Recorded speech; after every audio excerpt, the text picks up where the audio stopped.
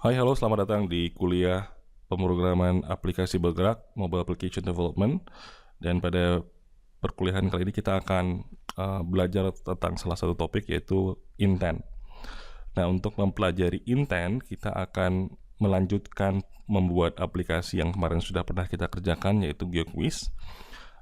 Dan di GeoQuiz tersebut kita akan tambahkan satu fitur, yaitu fitur cheating. Ya, dengan fitur ini user akan bisa melihat bocoran jawabannya dan kemudian dia akan kembali ke halaman soal dan menjawab sesuai dengan bocoran yang tadi ada. Tapi ada rule-nya ya. Jadi kalau seandainya contohnya di sini dia cheat ya, dia akan dibawa ke halaman lain dan ada tombol lagi di sini, yaitu show answers. Ketika kita klik show answer akan muncul jawaban dari pertanyaan yang tadi. Nah, ketika si usernya kembali ke halaman soal, ketika dia cheat, maka dia nggak bisa jawab. Nah, gitu ya. Jadi sebenarnya ini fitur main-main saja ya, tidak bisa jawab. Tapi kalau dia pindah ke soal kemudian dia jawab gitu ya. Nah, ini seperti yang aplikasi sebelumnya.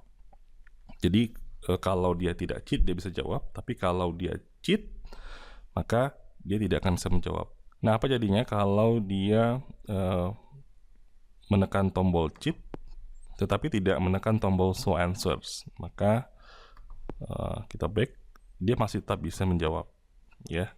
Jadi yang kita mau periksa di halaman cheatnya apakah dia ngeliat jawabannya apa tidak. Kalau dia lihat jawabannya, maka otomatis tombol jawaban ini tidak akan berfungsi sebagaimana mestinya. Oke, untuk mempermudah kamu mengikuti tutorial ini, saya sarankan kamu menggunakan GeoQuiz app yang sudah saya sediakan di GitHub sebagai base applications di Android Studio kamu. Nah, kamu bisa buat project baru di sini di bagian new, kemudian new project, tapi kita pakai yang project from version control dan pilih GitHub. Nanti arahkan URL-nya ke repository yang sudah saya sediakan ya. Kamu bisa ke github.com Muhammad Azani GeoQuiz app ya. Nanti akan muncul halaman repository ini dan kamu tinggal tekan tombol clone or download ini dan copy paste yang URL yang di sini ya. Di copy paste, nanti kita ke Android Studio lagi.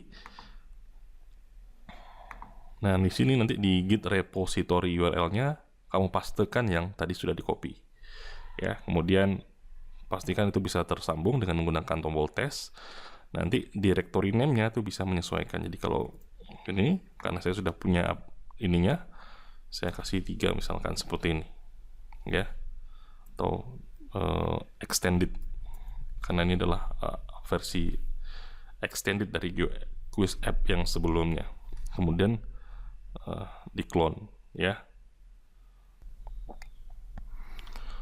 Dan setelah berhasil melakukan cloning terhadap repository tadi, maka akan muncul tampilan seperti ini di bagian kiri dari Android Studio kamu ya. Di app-nya kalau kita buka ada file yang